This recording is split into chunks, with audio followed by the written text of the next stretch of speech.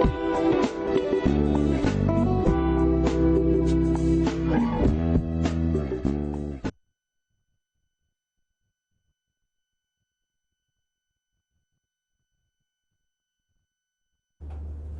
thanks for joining me, and I have been joined by Dr. Nambwa Roxon. He's a political scientist as well, and also a current MD for Ghana Supply Commission. But in the meantime, he's been through the political circles, and we're very glad to have you, sir, Dr. Nambwa Roxon. And Boniface Gambila, we know he's a former boss for the National Service Secretariat. Of course, we'll discuss National Service Secretariat and its issues currently, and efforts being made to make sure that the scheme is streamlined to make it as quality as we can have it in our industry. And he's a member of Parliament for NABDAM, and we're grateful to have him. Okay, so thanks for joining me, sir. All right. Thank you. Okay. Good morning. Okay, so now we have to speak to the first issues, and yesterday there was an issue that had gripped the nation for the last 24 hours before now. A YFM presenter, we're told, based in Takrady, had circulated, now we've been told has circulated the pictures herself, but at the time it was assumed to be a case of rape. And there were all the ethical things that had come along with it as to how the media reported it, etc. First, Dr. Ross, I want your observation on what has transpired the last 3 days or so. Yes, first of all, good morning to your listeners. In terms of that particular case, I think Ghanaians, when we all heard it, were very, very sad. Very, very sad in the sense that such horrendous thing could happen in Ghana. Somebody being arrested or kidnapped and raped and left at a particular location and for days not seen, and finally brought to a hospital. We're all very sad, but it was refreshing for me to hear later that this was just staged. And I mean, so bad that if this is what is happening in this country, then we must at least wake up. Our police need to devise other means of getting these things under control and nipping them in the bud as quickly as possible. Because from what I understand, she checked into a hotel around Aboso Kai and said she was here to shoot a movie, and later on allowed them to actually put her nude pictures on her own Facebook page, meaning that this criminality. And I'm glad the IGP has transferred the case to Accra, and I'm very happy that the police are going to deal with her accordingly, because this is really something Ghanaians we don't want, and such things should not happen. She's now a criminal, and she should be treated as such. Your observation on the whole incident, and how now we're waking up to hear that it's all almost like a hoax in a respect. Yeah, for me, the whole thing is like a video. A movie. In fact, I was emotionally disturbed when I saw it, and I thought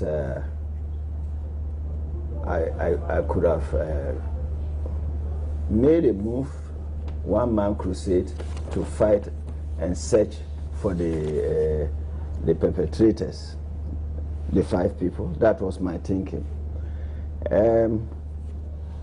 And I was praying very hard for the police or the security of this country to arrest those people and actually burn them under fire alive, like in the olden days Greek city-states persecutions.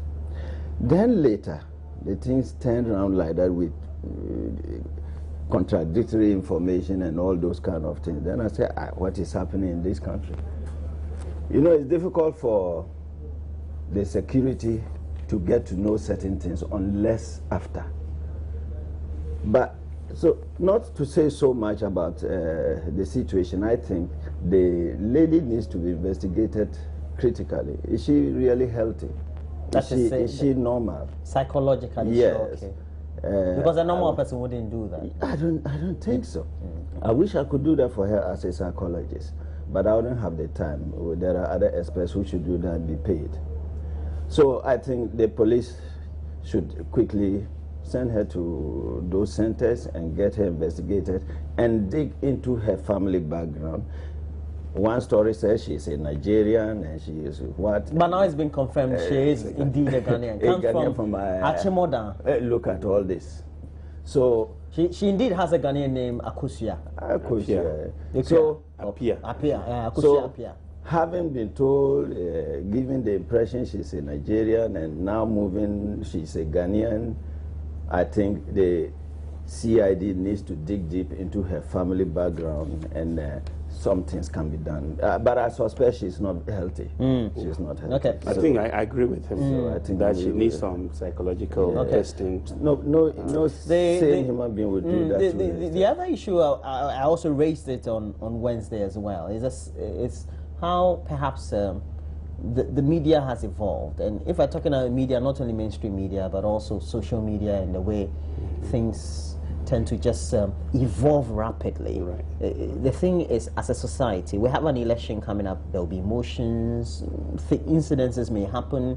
Some of these reports could pitch people against the other, camps against the other, and emotions against the other, and if their reactions. And we are really abusing the social media thing. And I think all of us have to agree and find a way to reinforce certain punishments or certain rewards to discourage all of us from putting. We all know what is good and what is bad, okay? So we need to have a national agenda so that all of us will learn these things and bring our cultural heritage into play. And we should begin from schools, actually. We should begin now incorporating certain lessons in the curriculum to get our children out of this. And parents too should take responsibility. People are like, oh, Western life, and they leave the children anyhow without parental guidance. You understand what I'm trying to say? Watching these movies without guidance and whatnot. We need to be careful about that. And the use of the media thing. Because there is somebody, and you see, people to have to be alert and smart, because I understand this is about the 5th time such a thing from her end. So what has been happening? 5 times, and the station would go each time to announce